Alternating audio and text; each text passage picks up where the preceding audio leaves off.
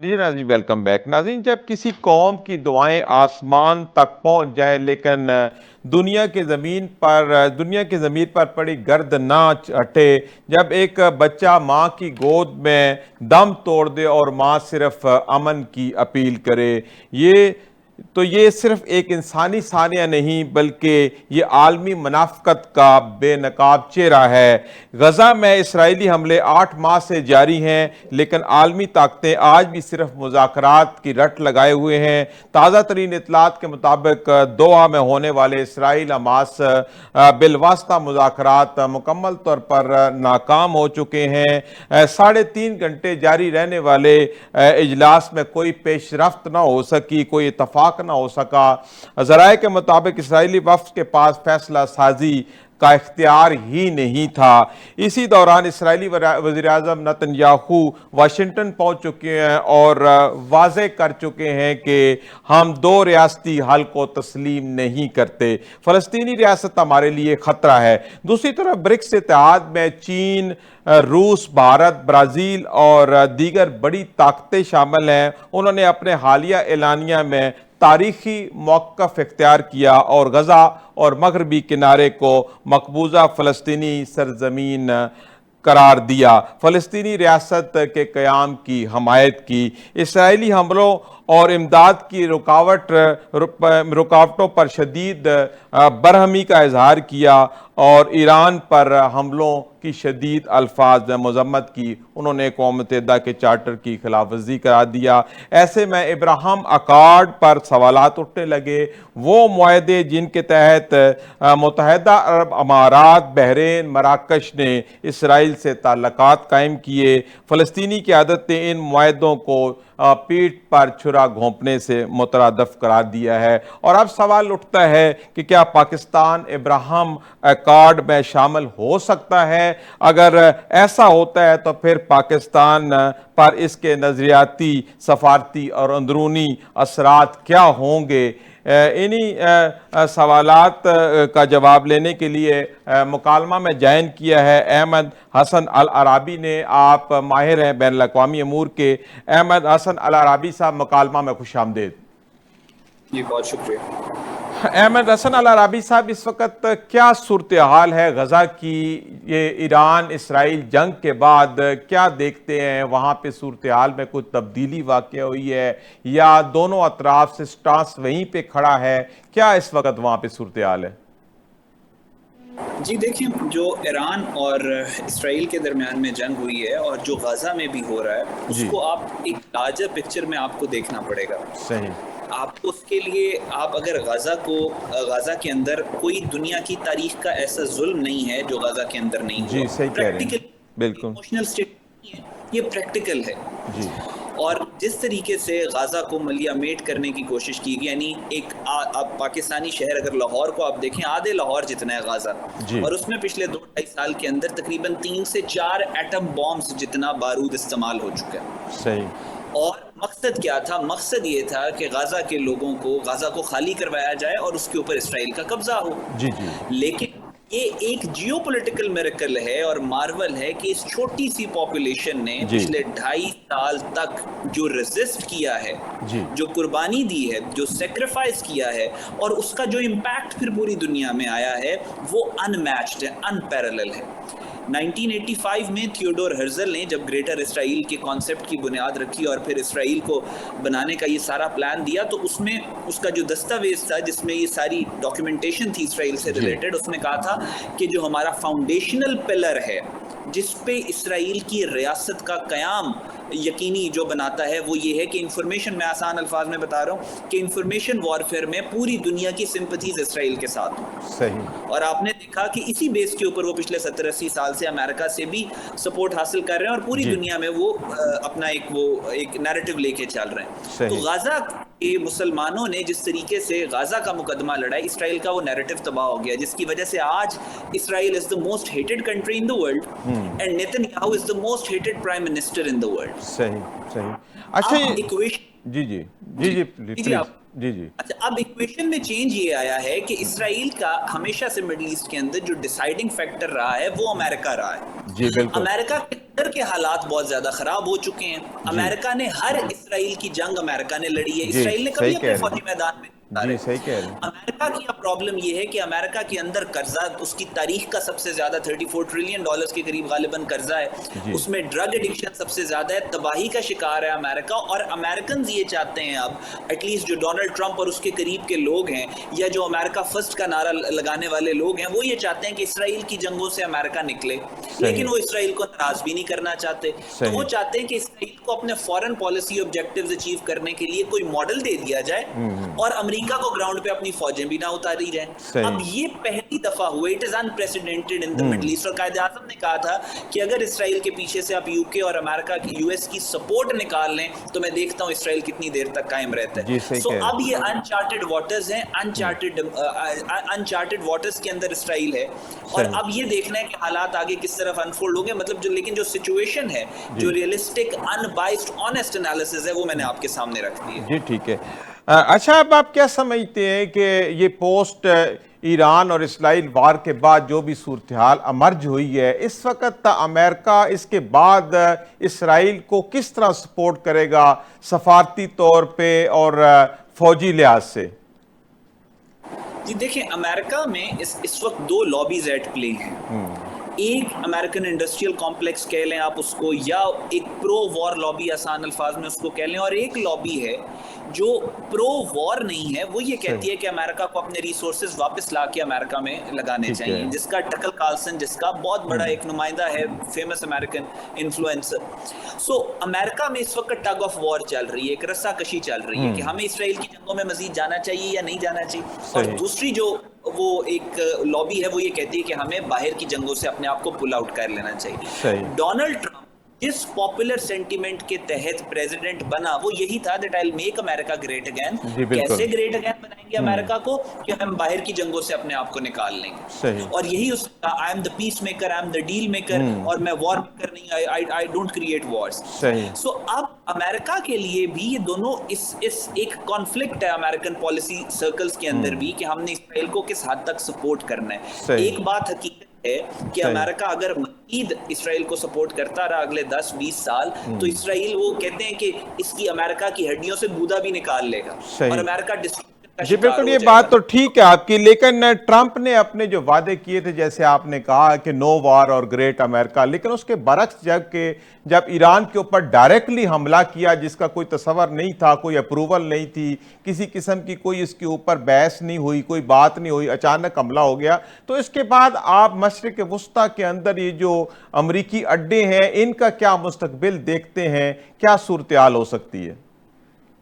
देखिए, जो अमेरिका ने B-2 बॉम्बर्स के साथ जो अटैक किया था उस पे तो अमेरिकन ने ही सवालिया निशान उसी दिन विद इन 24 आवर्स उठाना शुरू कर दिए थे कि अचानक से ट्रंप जो है वो कहता है कि तेहरान को इवैक्यूएट कर दें, ट्वीट करता है, और फिर उसके 1-2 दिन के अंदर अंदर वो पीस की बातें करना शुरू कर देता है, और फिर उसके बाद एक हमला होता है ईरान के उन न्यूक्लियर प्लांट्स के ऊपर जिसके बारे में इरानियंस कहते हैं कि हमने वो हफ्तों पहले, दिनों पहले खाली कर दिए थे।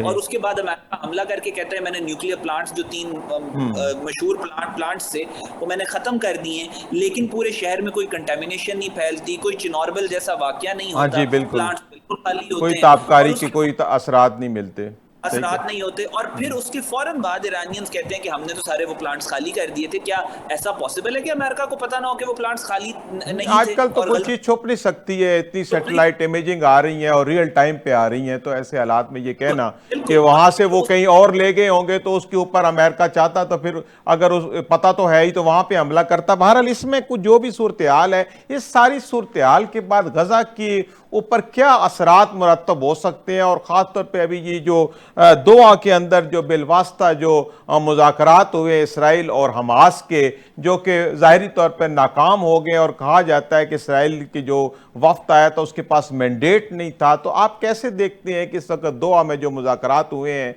इनका क्या मुस्तकबिल है? आगे चल सकते हैं? ये सूरत हाल में कोई तब्दीली वाक़ हो सकती है?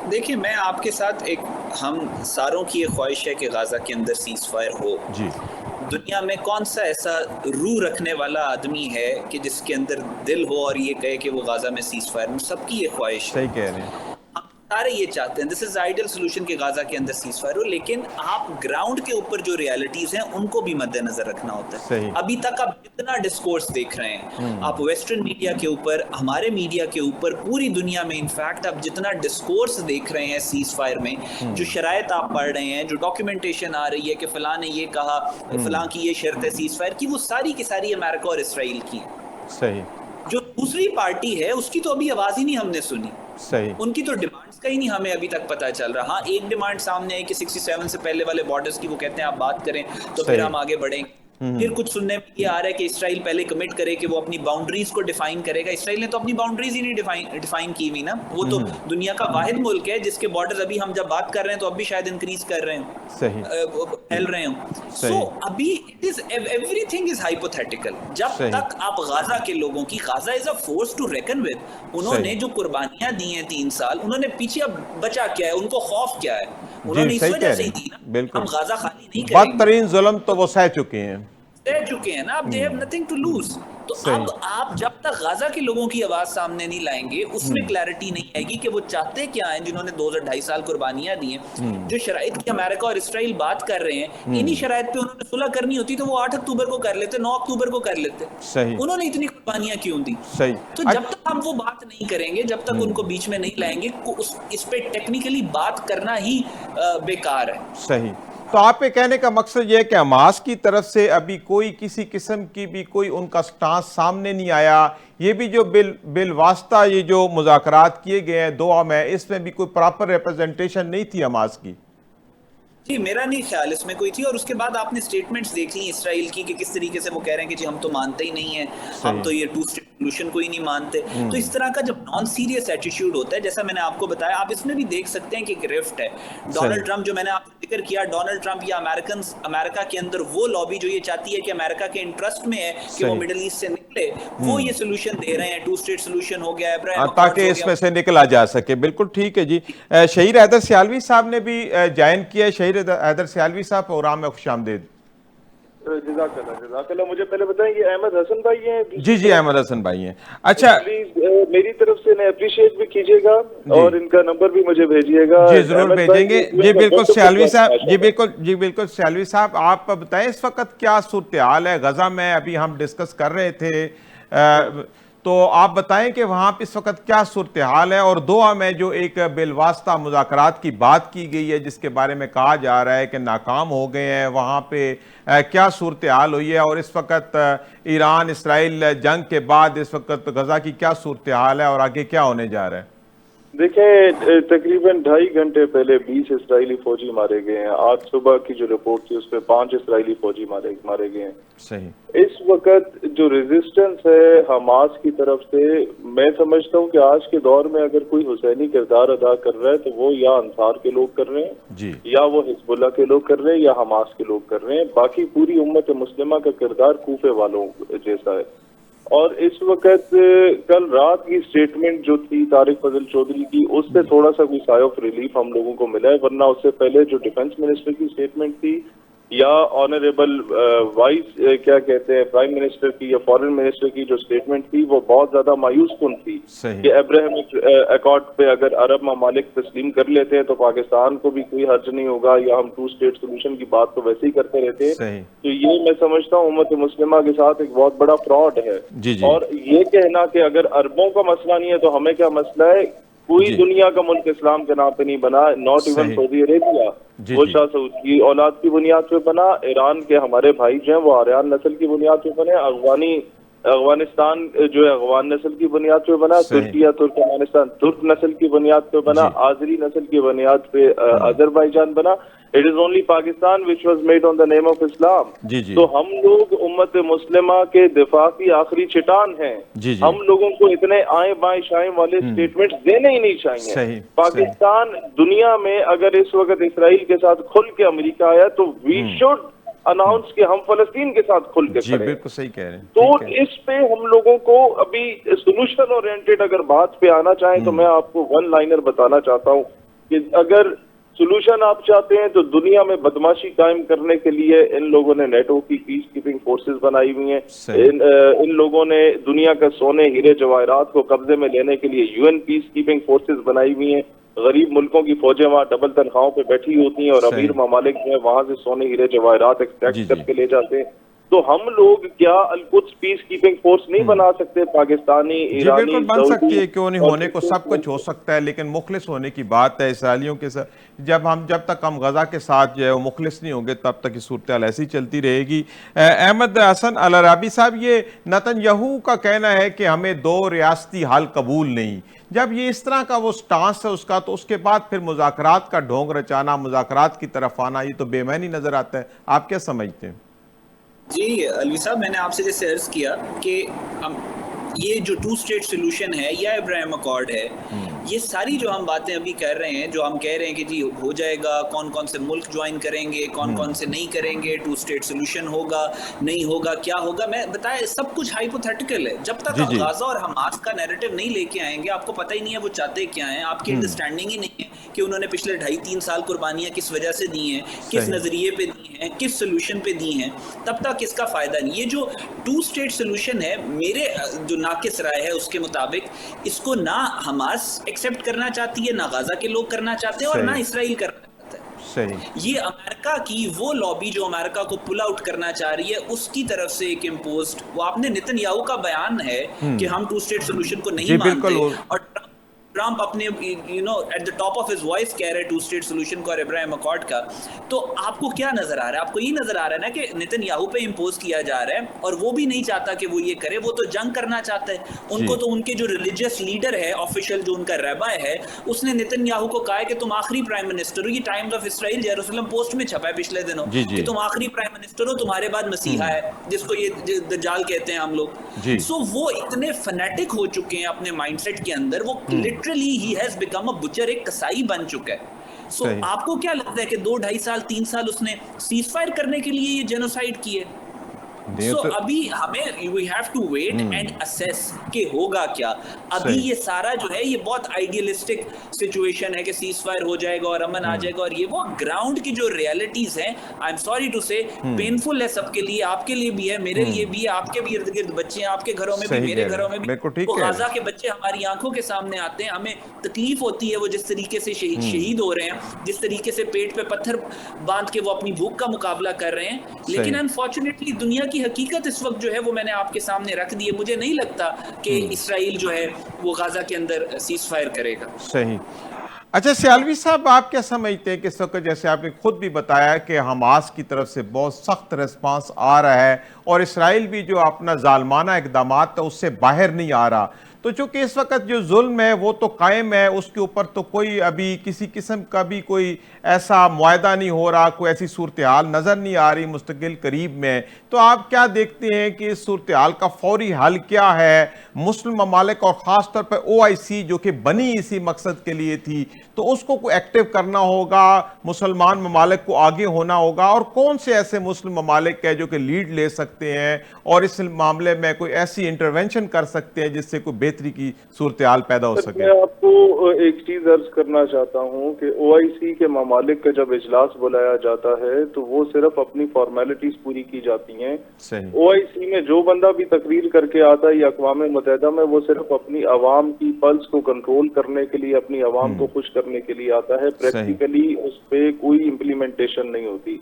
मैं कहता हूँ फलस्तीन का इजलास, अगर उस पर OIC का इजलास बुलाना चाहते हैं मसला फलस्तीन पे, तो साहिबे इख्तियार लोगों को भेजा जाए, नॉट द फॉरेन मिनिस्टर्स या फॉरेन सेक्रेटरीज या डिप्टी फॉरेन सेक्रेटरीज जिनको हम भेज देते हैं मसला फलस्तीन पे खिताब करने। कोई डिसीजन वहां लेना होता है तो वो बोलते हैं we will ask permission from the prime minister, और अगर गलती से प्राइम मिनिस्टर चला जाए तो वो कहता है मैं भी अपने सीनियर एक बैठा हुआ है हमारे मुल्क में तो उससे इजाजत लूं। आपको इस वक्त नंबर 1 का भेजना चाहिए, तमाम कंट्रीज को डिसाइड करना है कि हु इज योर नंबर 1। हम अपने फील्ड मार्शल साहब को भेजें, वो अपने क्या कहते हैं, मैं तो कहता हूँ इस वक्त OIC का इजलास जो है अलामती तौर पे आपको चीफ ऑफ आर्मी स्टाफ को बुलाना चाहिए तमाम इस्लामी ममालिक के। दुनिया के लिए एक वाज़ेह पैगाम होगा कि उम्मत मुस्लिमा सीरियस ले रही है मसला फलस्तीन को। How long we should wait? Till how long? मतलब 60,000 बच्चे और औरतें हमारे शहीद हो गए, अब भी हम बुज़दिल और बगैरत बन के इंतजार कर रहे हैं। For what? अमेरिका को राजी करने के लिए कि वो बाप इजाजत देगा तो हम लोग कोई जी स्टेटमेंट देंगे। बिल्कुल ठीक कहते हैं, अभी तो दो टोक मौकफ की जरूरत है। जब तक दो टोक मौकफ नहीं अपनाया जाएगा, अमली तौर पे आगे नहीं आएंगे, तो इस मसले का हल नहीं हो सकता।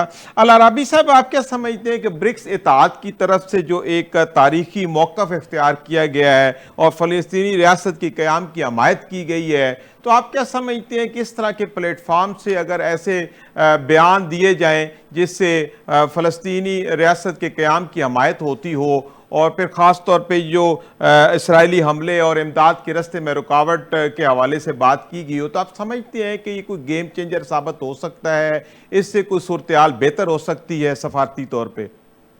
देखिए आलवी साहब, हमारी जो डिप्लोमेसी का जब हमें कोर्स पढ़ाया गया था ना, पहला कोर्स, तो उसमें उन्होंने एक चीज़ समझाई थी। पहला लेक्चर में उन्होंने कहा था डिप्लोमेसी का सिर्फ और सिर्फ एक मकसद होता है, जंग को अवॉइड करना। सही। जब जंग का थ्रेट इक्वेशन से निकल जाता है ना, तो फिर कोई डिप्लोमेसी नहीं होती।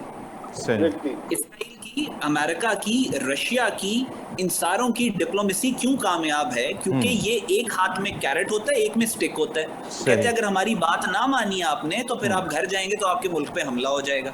एक थ्रेट ऑफ वॉर होता है। इंडिया वाले पहलगाम वाले वाकये के बाद आपने देखा, आप पिछले 10 साल से इंडिया को कह रहे हैं मुज़ाकरात कर लो, टेबल पे आ जाओ। उसने कहा हम तो दहशतगर्दों से बात नहीं करते। लेकिन जब आपने उनका दिमाग ठीक किया 6 मई की रात को और 10 मई को घुटनों के बल आए मिलते करते हुए कि हम मुज़ाकरात के लिए तैयार हैं, हमें माफ कर दो। तो ये दुनिया की हकीकतें हैं। आप ब्रिक्स ने जो बयान दिया है बहुत पॉजिटिव है, उसका इम्पैक्ट बहुत अच्छा होगा, लेकिन अनफॉर्चुनेटली द रियलिटी इज कि जब तक इसराइल के सर पे एक थ्रेट ऑफ वॉर नहीं होगा, आप अपना कोई भी डिप्लोमेटिक ऑब्जेक्टिव अचीव नहीं कर सकते। बयानात से गुजारा नहीं होगा। A threat of war has to be there to curtail Israel. जी बिल्कुल ठीक है। अच्छा सियालवी साहब, ये इब्राहिम अकॉर्ड पे भी अब सवालात उठने लगे हैं, जिसके तहत अरब इमारात और बहरीन और मराकश ने जो है वो इसराइल से ताल्लुकात कायम किए, और पाकिस्तान के ऊपर भी कहा जा रहा है कि पाकिस्तान भी उसमें शामिल हो जाए। तो ये क्या सूरत हाल है, इसको कैसे देखते हैं आप?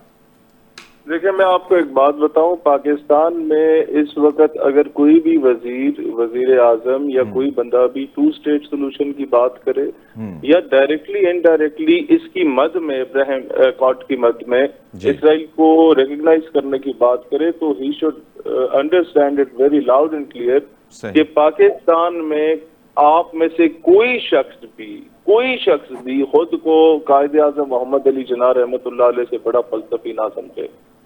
कोई भी नहीं है उनसे बड़ा हमारा लीडर भी। The one who said कि Israel is an illegitimate child of the West and the Muslims of the subcontinent would never ever accept it। तो ये पत्थर पे लकीर है, इसमें कोई दूसरी बात नहीं होनी चाहिए। दूसरी बात जो अहमद भाई कर रहे थे, मैं उसी को सेकंड करूंगा, और बात यह है सर जी कि अक़वाम मुत्तहिदा की करारदादें does not matters at all.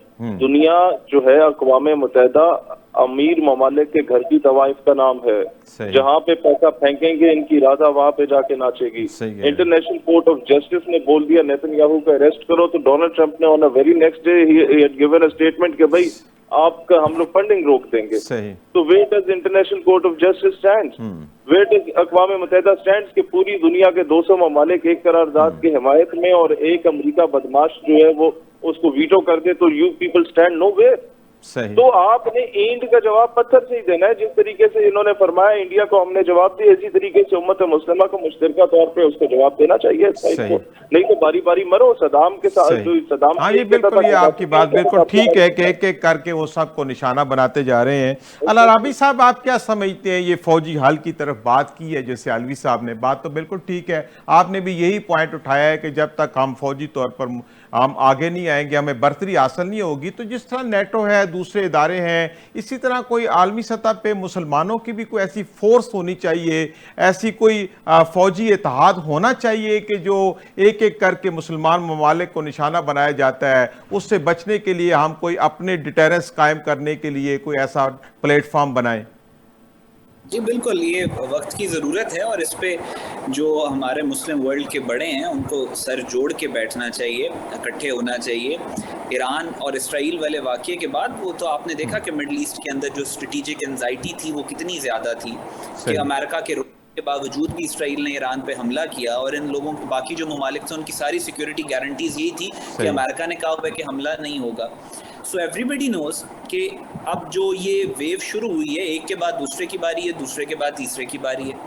और जैसे शहीद साहब ने कहा वाज़े तौर पर कि या तो इकट्ठे मिलके अपने आप को बचा लो, अपनी बका की जंग है, या तो बच सही। जाओ, या फिर अकेले अकेले रह के सारे जो हैं वो इसका नुकसान उठाएं। सो जी। अब सारे जो मुस्लिम वर्ल्ड के बड़े हैं उनको बैठ के सोचना चाहिए, जी। एक बिल्कुल अनइमोशनल होके, नॉन सही। इमोशनल तरीके से एक अलायंस की जरूरत है पूरे मुस्लिम वर्ल्ड को। उसके डायनामिक्स के ऊपर फर्दर डिस्कशन हो सकती है कि वो किस तरीके से होगा, कौन से मुल्क लीड करेंगे, कौन से मुल्क बैकग्राउंड में रहेंगे, कौन से फंड करेंगे, अच्छा क्या राबी करेंगे। साहब, ये एक कोशिश हुई तो थी जनरल राही शरीफ साहब की सरबराही में 34 ममालिक मुस्लिम ममालिक की जो कोई एक इत्तेहाद था, उस बारे में कोई आपके पास अपडेट है?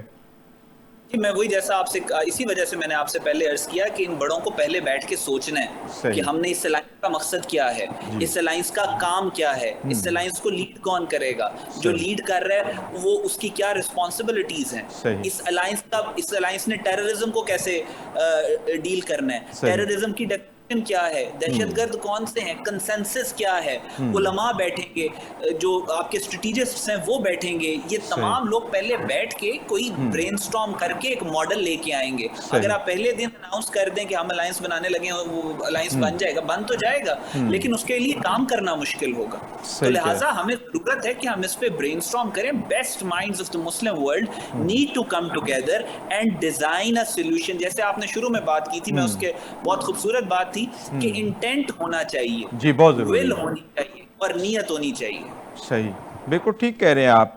सियालवी साहब, ये अरब रियासतों का जो है वो इसराइल के साथ जो कुर्बत के मामलात हैं, क्या इससे कोई फ़लस्तीन के काज को, गज़ा के काज को नुकसान पहुंच रहा है, और इसके खिलाफ भी कोई न कोई मुहिम होनी चाहिए, कोई मामलात होने चाहिए? सर, जो 3200 अरब डॉलर 2.5 दिन में हमारे 3 ब्रदर इस्लामी ममालिक से भत्ता लेके डोनाल्ड ट्रंप साहब गए हैं, जी, they could have given only 10% of it to Pakistan, तो आज हम सुपर पार होते। सही। ये भत्ता इसलिए दिया जा रहा है कि आप लोगों ने वो क्या कहते हैं, शमशीर और सना अव्वल ताऊस और रुबाब आखिर, आप लोगों ने अपने साथ जो है ना सिर्फ वो क्या कहते हैं अयाशियों में ही पड़े रहे हैं, अपने लॉ एंड ऑर्डर का भी फिक्र नहीं किया, सिक्योरिटी का भी फिक्र नहीं किया। अड्डे आपने अपनी दिफा के जो है अमेरिका के हवाले किए हुए हैं, अपनी हुकूमत को बचाने के लिए, अमेरिकन रिस्क फैक्टर को कम करने के लिए कि वो आके आपके ऊपर इम्पोज ना हो जाए, आपने उसको बता दिया। सही। मेरा सवाल सिर्फ सिंपल है कि भाईजान, अगर इस्लामिक मिलिट्री अलायंस बना भी था तो वो मुसलमानों के लिए तो नहीं बना था, वो तो एक अरब बादशाह की बादशाहत को बचाने के लिए बना था। सही। आप अरब बादशाह की बादशाहत को बचाने के लिए या यमनियों के अगेंस्ट या ईरानियों के अगेंस्ट एक मिलिट्री अलायंस बना सकते हैं, अपने एक नाम नेहाद बादशाह की बादशाहत को बचाने के लिए। तो अलकुद्स को बचाने के लिए क्यों एक मिलिट्री अलायंस नहीं बन सकता? सवाल तो ये है। जी, और दूसरी बात ये है कि इस वक्त अगर हम ये नहीं करेंगे, जी बिल्कुल ठीक है आपका, बिल्कुल सियालवी साहब आपकी बात बिल्कुल ठीक है। मुख्तसरन जरा बताइए अल अराबी साहब के तमाम सूरत हाल की तनाजर में वन लाइनर क्या है इस वक्त? 1 मिनट हमारे पास है इस गजा की सूरत हाल को बेहतर करने के लिए। देखें, बात यह है, मैं तल्ख बात करूंगा लेकिन वो हकीकत है और पूरे मुस्लिम वर्ल्ड के लिए। हमें ये जो ईरान और इसराइल के दरमियान में हुआ सीज फायर, ये भी परमानेंट नहीं है। गाजा के अंदर अगर दिनों के लिए सीज फायर होगा वो भी परमानेंट नहीं होगा, और इंडिया पाकिस्तान का भी सीज फायर परमानेंट नहीं है। मुसलमानों को जंगों के लिए अपने आप को तैयार रखना चाहिए। बिल्कुल ठीक है, बिल्कुल बात आपकी बिल्कुल ठीक है कि जब तक हम मुतारक नहीं होंगे, फौजी लिहाज से अपनी ताकत को जो है वो सामने नहीं लाएंगे, हम मुतहद नहीं होंगे, तब तक एक एक करके हमें निशाना बनाया जाता रहेगा। नाज़रीन, इसी के साथ प्रोग्राम मुकालमे का वक्त अपने इख्तिताम को पहुंचता है। मैं अपने मेहमानान गिरामी का बेहद मशकूर हूँ जिन्होंने वक्त निकाला और प्रोग्राम में शामिल हुए। नाज़रीन, अपने मेज़बान सईद अलवी को इजाज़त दीजिए। अल्लाह हाफिज़।